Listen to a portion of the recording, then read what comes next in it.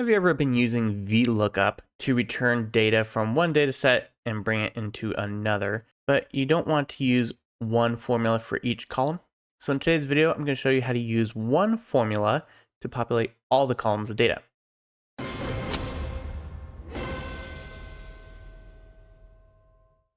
So let's go ahead and jump right in. But before I show you the VLOOKUP solution, I'm actually going to show you the XLOOKUP solution because it's faster and easier. And so let's go ahead and pop this open.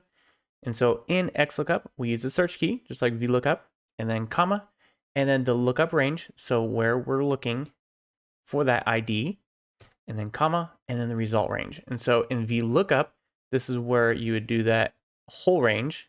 Now in XLOOKUP, the result range is separate from the lookup range.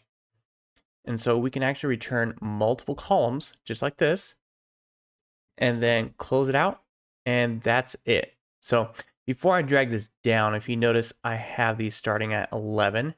And so if I drag this down, it's going to miss this one because it's the top.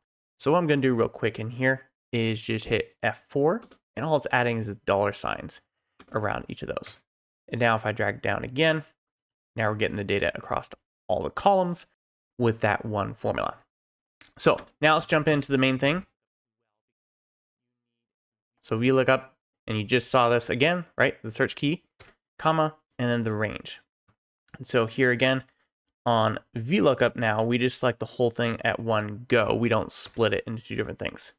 And then here, the index. And so I'm just going to pick 2 to start with, and then false for text. And so here's our standard solution, right? And we got one column.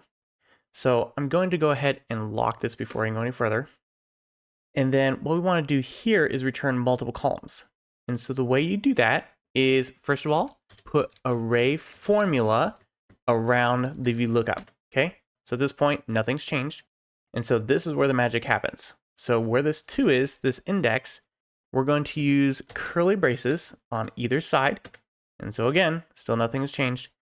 Now we can do a comma, and we can do multiple columns just like that. And so let me go ahead and add a couple more here. I got 2, 3, 4, 5, and I just need 6 and 7. And there we go. Now if I drag this down, we have those columns. So here's the genius though with the VLOOKUP over the XLOOKUP is this is actually makes it very easy if you want to pick and choose certain columns. So if I want to return just these couple columns, skipping some and so forth, then this method works better. Now, obviously with the initial setup, you do have to count off which columns those are, but it does allow you to be very customizable in the columns that you return. All right, so that is it for today's video. Make sure to like and subscribe if this was helpful for you, and check out the other videos on our channel for more tutorials on both Google Sheets and AppScript. And as always, have a great day.